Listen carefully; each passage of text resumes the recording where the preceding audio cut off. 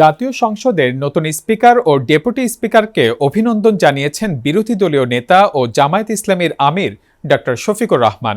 তিনি বলেন, বর্তমান সংসদ জুলাইয়ের রক্তের উপর দাঁড়িয়ে গঠিত হয়েছে, তাই স্পিকারের কাছে সরকারি ও বিরোধী দলের মধ্যে কোনো বিভাজন থাকবে না, এমন প্রত্যাশা ব্যক্ত করেন তিনি। স্পিকারের কাছ থেকে ন্যায় বিচার পাওয়ার আশাও প্রকাশ করেন বিরোধী দলীয় নেতা। সংসদে অনেক তরুণ নেতা রয়েছেন উল্লেখ করে নিজেকেও তরুণদের কাতারে রাখেন তিনি। স্পিকারকে উদ্দেশ্য করে শফিকুর রহমান বলেন, তিনি একজন লড়াকু মুক্তিযোদ্ধা এবং দায়িত্ব পালনে সফল হবেন বলে তিনি বিশ্বাস করেন। তবে তার কাছে একমাত্র প্রত্যাশা ন্যায় বিচার নিশ্চিত করা। বক্তব্যের শেষাংশে তিনি ইংরেজিতে বলেন, উই ওয়ান্ট জাস্টিস। এদিকে নিরপেক্ষতার জন্য বিএনপির স্থায়ী কমিটির সদস্য পদ থেকে পদত্যাগ করার কথা জানিয়েছেন স্পিকার হাফিজউদ্দিন আহমদ। তিনি বলেন, সবার আগে বাংলাদেশ, এই হোক আমাদের মূল মন্ত্র।